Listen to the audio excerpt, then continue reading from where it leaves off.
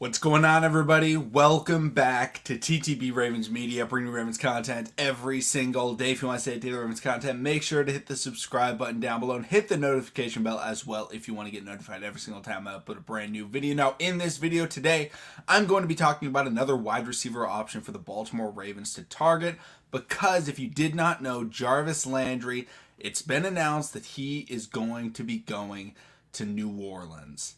He's joining the New Orleans Saints. He went to LSU, so I'm not overly surprised by that. So he was kind of the guy everybody was linking with the Baltimore Ravens. I actually even sent him the airtime, the TTB airtime earlier today saying like, hey, is today the day the Ravens end up signing Jarvis?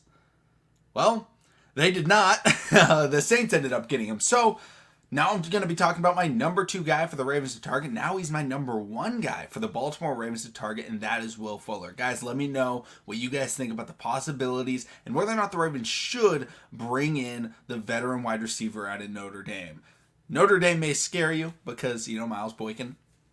But first off, I want to say I'm a huge fan of Will Fuller's game. All right, I loved him out of college. I loved him in Houston. I thought he was wildly underrated in Houston as the number 2 wide receiver next to DeAndre Hopkins. And when he was with Deshaun Watson, he was an absolute, he would have, guaranteed every year, he would just have, 2 games of 175 yards a year.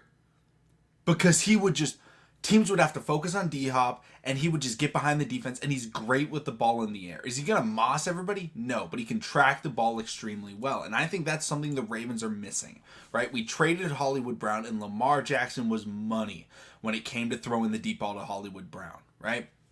Lamar may not have a lot of deep ball connections with other wide receivers because he just doesn't have that chemistry with them, but when Hollywood and Lamar Jackson, they run a deep route, we saw in the Colts game, how do you get back in it? You hit Hollywood in the end zone. That's how they made that comeback. Yes, it was money man Mark, across the middle. But that first big thing was that Hollywood deep touchdown pass.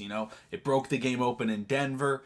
It allowed the Ravens to be the Ravens. Was that deep ball? So, who is going to be able to be that deep ball connection for the Baltimore Ravens? I don't think the Ravens have a speed threat with the ball tracking skills on the roster. They have great speed. I think Devin Duvernay I think he was maybe the fastest player on the Baltimore Ravens team, even last year. However, he's not a tracker of the football. He's a get him the ball in the intermediate, in the short, and he will take off.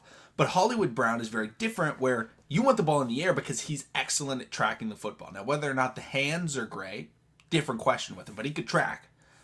Will Fuller can be the replacement for Hollywood Brown in that area of the game. And the biggest concern with Will Fuller is his health. I don't think the Ravens would be bringing him in to be the number 1 wide receiver. I don't even know if they'd be bringing him in to be the number 2 wide receiver. I think he would be a specialty player so that he doesn't have to be out there nearly as much, and he can do what he's great at, which is going long.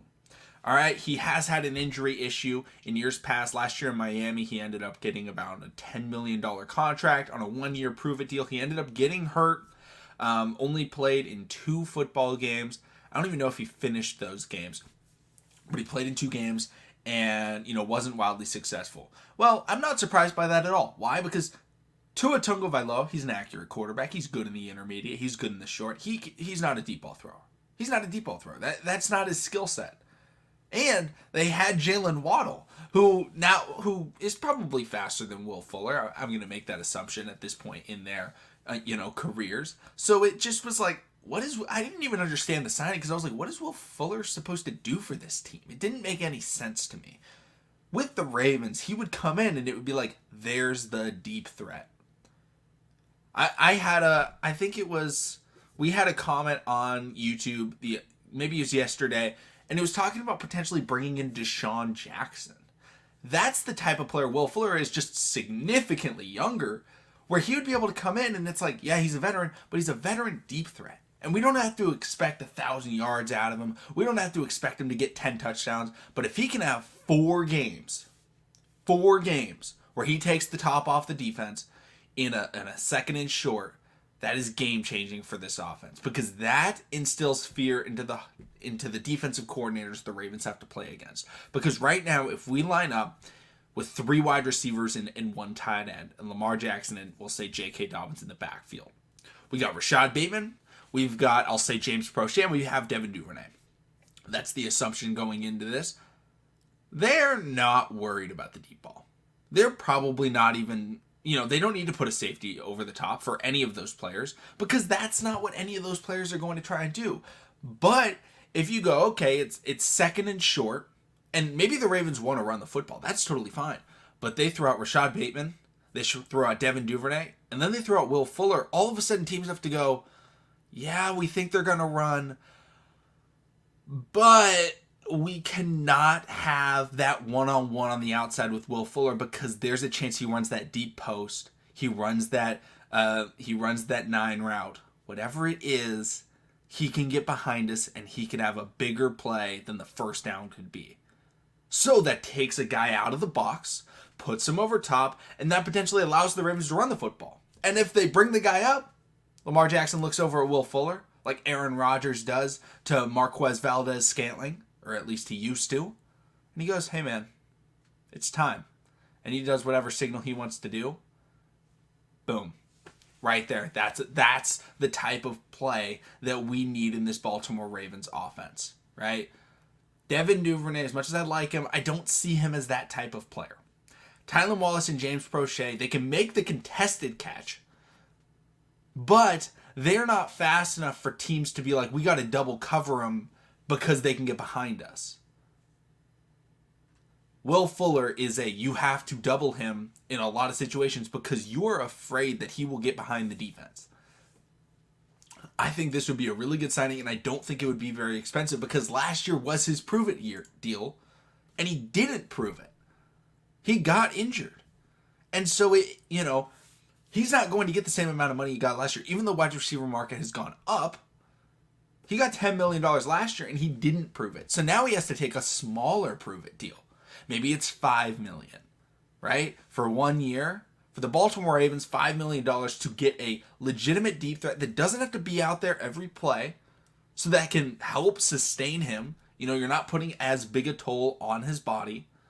I think it'd be a really smart signing. And if the Ravens end up, let's say he does get hurt, right? I'm not saying that he needs to come in and be the number 1 or number 2 wide receiver.